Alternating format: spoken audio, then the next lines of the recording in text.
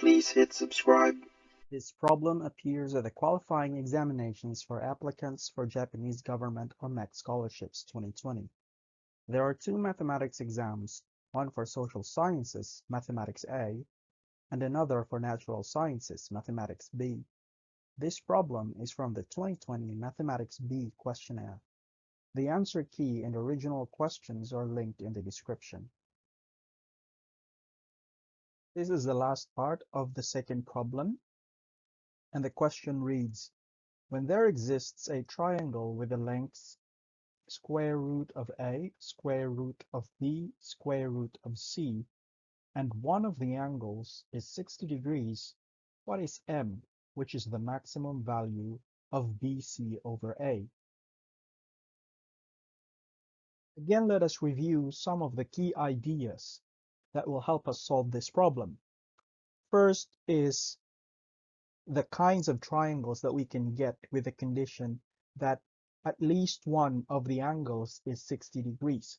So the problem states that we're looking at triangles where one of the angles is 60 degrees. So there could be three types of triangles based on the angles. First is the scalene triangle, which means that all three angles in the triangle have different measures. So A, B, and C will have different measures, different angles. That also means that the lengths square root of A, square root of B, and square root of C are also different. So no two sides are the same. No two angles are the same. That's a scalene triangle. So in this case, we only have one 60-degree angle, either A, B, or C. So only one of them, and the others will be other angles, and all of them will be different from each other. So that's the first case. The other case is the isosceles triangle, where at least two of the angles are equal. That also means that at least two sides of the triangle are of the same length. So for example, if we have A and C to be equal, then A would be, in this case, 60, and C would be 60. What would be B? And interestingly, in this case, if we have 60 degrees for both sides, then the third side would be 180 minus 60 minus 60. So that's 180 minus 120.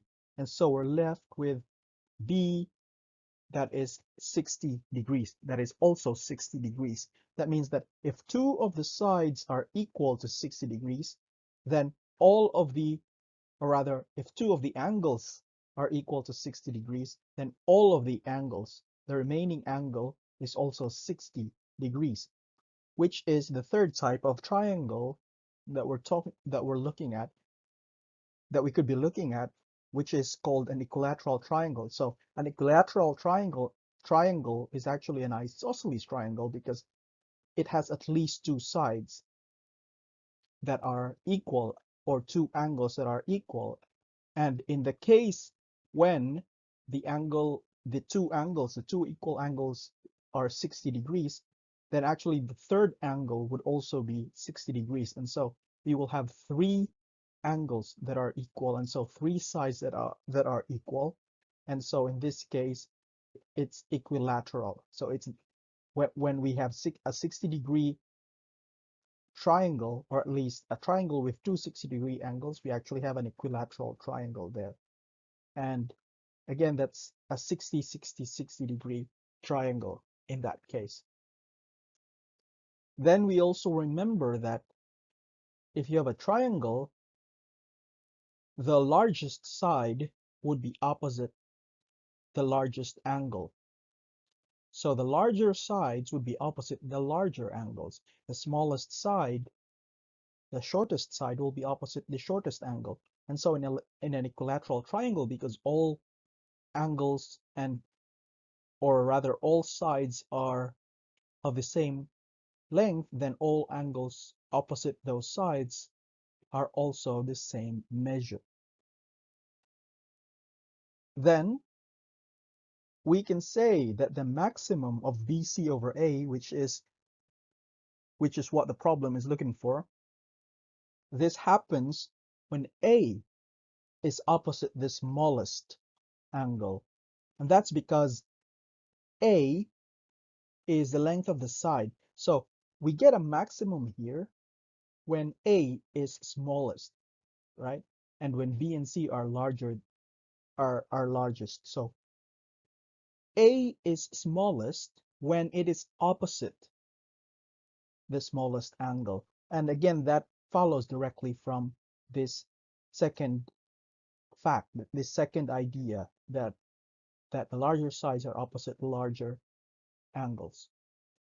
And lastly, although we're looking for a maximum here, we notice that it might be hard to use regular calculus here because B, C, and A and the values involved are actually very restricted. They're not in a continuous distribution. They are integers. In fact, B, C, and A are integers. So it's rather hard to use calculus if the values that we're looking at are integers. So we will have to be doing listing and carefully checking every possibility.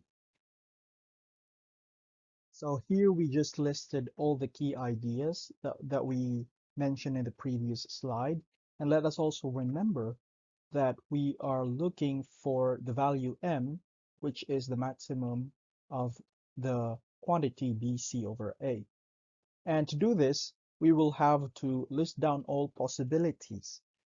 And that may sound a lot, but actually, when we go through every possibility here in one, that would be fewer than we would have thought.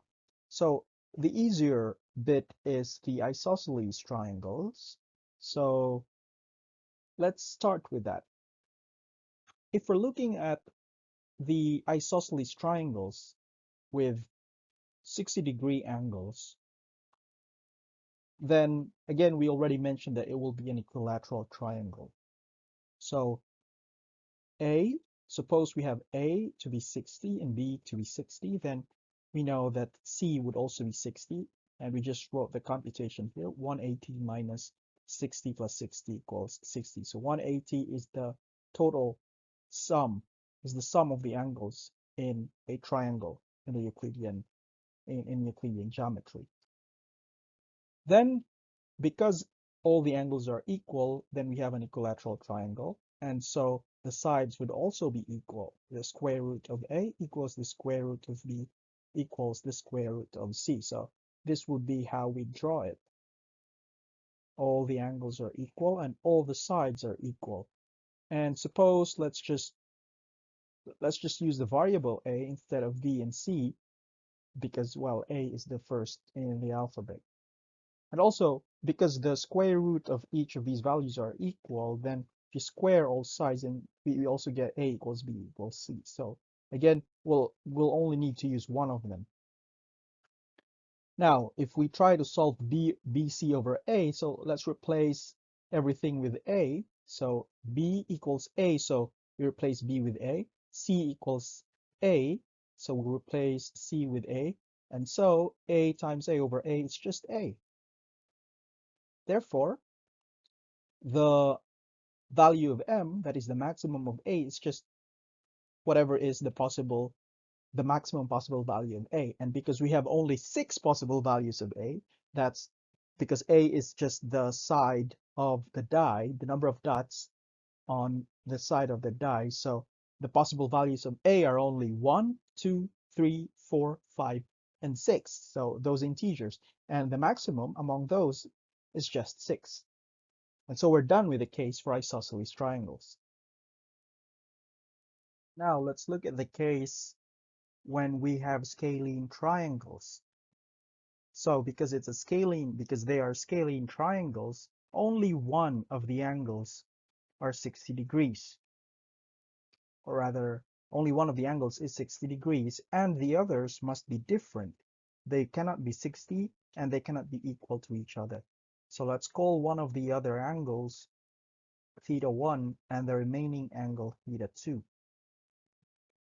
If we know that the angles are 60 degrees and theta 1, then we could compute for theta 2. using the following relationship. So the relation is that the sum of all the angles in a triangle is 180. And so if we have 60 plus theta 1 and theta 2, then we can compute for theta 2. We just move all these to the left and we get 120 minus theta 1. And then we can also assert that it is either the case that theta 1 is greater than 60 degrees or theta 2 is greater than 60 degrees, but not both. Now, why cannot they be equal? So we already said that they can't be equal 60 degrees, right? Because if one of them is equal to 60 degrees, then they will become isosceles. And in the case of 60 degrees, an isosceles triangle is also an equilateral triangle. And so they are not scaling. So that already precludes the possibility of theta 1 or theta 2 being any of them being 60 degrees. So it could only be one of them is greater and the other is less. So if one of them is greater than 60 degrees, let's say theta 1, then the other one should be less than 60 degrees. And also vice versa. That means if we have theta 2 to be greater than 60 degrees, then theta 1 must be less than 60 degrees. And that's easy to see. If you think about it, if we start with an equilateral triangle, 60, 60, 60, then we don't want them to be the same. Then the only possibility is one of them should be either greater or less than 60. Suppose it's greater. Then we already know that this is true, right? The second bullet point is true because we made it greater, so B becomes greater. However, if we made it less than theta, less than 60, so we will have, let's say, theta 1 to be less than 60. Therefore, theta 2 would be 120 minus something that is less than 60.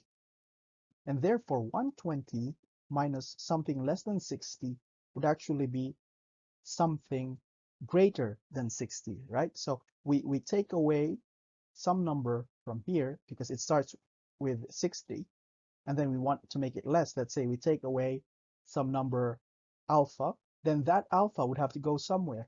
It would have to go to this other angle here. So that will be 60 plus alpha here if we have 60 minus alpha in here. And so that shows that either theta 1 is greater than 60 degrees or theta 2 is greater than 60 degrees. And that if theta 1 is greater than 60, then theta 2 must be less than 60. And the other way around, if theta 1 is less than 60, then theta 2 must be greater than 60. So we now know that A could only be could only be chosen among between theta 1 and theta 2, because we've already said that A must be the smallest, right? So we also have to look for the smallest angle, and the smallest angle is either theta 1 or theta 2 because one of them would be less than 60. So we can say that the angle opposite the side square root of A is actually the minimum of either theta 1 and theta 2. And if that's the case, then the angle, this angle, would not be the 60-degree angle. And therefore, the side opposite the 60-degree angle could only be square root of C or square root of B, but not square root of A, right? So in this case, let's just say that the angle opposite the 60-degree angle is, or rather the side opposite the 60-degree angle is the side square root of C. In that case, if we recall the cosine law, then we have the square of this side, of the side opposite the 60-degree angle, equals the square of the other two sides, the sum of the squares of the other two sides. So that's the square of this plus the square of this minus 2 times the product of the other two sides. So the product of this times the cosine of the angle opposite this side. So the angle opposite this side is 60. So cosine of 60, which is conveniently 1/2. Cosine of 60 degrees is 1/2. And so C equals A plus B minus square root of AB. Now we note that we can do this. You can also have, instead of C, you can have B here. Now you just replace the B here with C, right? That's the case when instead of having this to be square root of C, you want this to be square root of B. But it doesn't matter because if we look at here, we're looking at the product of B and C. So actually, if one of them is the side opposite the 60 degrees, then the other is just the remaining side. So you will still get the same product here. So in our case, let's just stick with this one because this will make the variables only A and B. So the first two letters in the alphabet. Continuing from the previous slide, we now know that the expression that we're looking for, which is BC over A, we now know that we can substitute C with this expression here. This is again obtained from the previous slide from the cosine law. And looking at this expression, we can actually add the restriction that the product AB must be a perfect square. That is because C is an integer and A and B are also integers. Again, let's recall that A, B, and C are just the number of dots on the face of a die. So if C is an integer, then these bits must also be integers. This expression must be an integer. So A is an integer, B is an integer. Therefore, the square root of AB must also be an integer. And the only way to make that an integer is to have the product of A and B to be a perfect square. That means that we do not have to look at all the other possibilities. We only have to look at the cases where the product AB is a perfect square. So let's list down all those cases. We start by listing down the first 6 perfect squares, and that's 1, 4, 9, 16, 25, and 36. And then we look for factors of each of the perfect squares and see if they can match or satisfy the conditions given in the problem. So for example, the first perfect square 1 has factors 1 and 1, so only those two factors. And therefore, we do not have to consider this because 1 and 1, meaning A equals 1 and B equals 1, means that it is an isosceles triangle. And here we're only looking at scalene triangles because we've already dealt with isosceles triangles in a previous slide. So now we don't even have to look at this case. The next bit is when the product is 4. If the product is 4, then the possible factors are 1, 4, 2, and 2. Now, if we have 2 and 2, again, that's an isosceles triangle, and so we don't have to tackle it here. And if it's 1, 4, 4, 1, then that's what we actually need to look at. So we leave it there for a moment, and we move to the next perfect square, which is 9. So the factors of 9 are 1, 9, 3, and 3. Again, 3 and 3 is isosceles, so we don't consider that. And 1 and 9, we also don't consider that. Why? Because 9 is greater than 6. That means your B can never be 9. And having understood that, we will know that 16, 25, and 36, they will have factors 16, 25, and 36, but they will all be greater than 6, and so we don't have to consider those factors. And then also, we will not consider the factors 4, 4 for 16, 5, 5 for 25, and 6, 6 for 36, because those are isosceles triangles. And if we think about the other factors we have, the only other factors would be Here we have 8, 2. Again, 8 is greater than 6. And here we have 6 and 6 is done. And we have what else? 12 and 3. Again, 12 is greater than 6. We also have 9 and 4. 9 is greater than 6. So, in fact, this is the only case. These are the only cases here that matter to us. And so these are only two cases. So we can actually compute the value of BC over A for each of these cases. For example, for the case when A equals 1 and B equals 4, then C would equal A plus B, which is 1 plus 4, 5, minus the square root of AB, that's the square root of 4, 2. So 5 minus 2 is just 3. Okay. And then we also know that this happens when A is opposite the smallest angle. That means when A is the smallest side. And in fact, A is the smallest side for this case, the first case, not the second case. So we actually only have to compute this case. And that is B times C, 4 times 3, 12 over 1. So we have 12. And if you want to compute the other case for 1 here, we just have 1 times 3 over 4. And so we can add this to the possibilities that we're looking at. We've already looked at isosceles, and now we've looked at scalene triangles.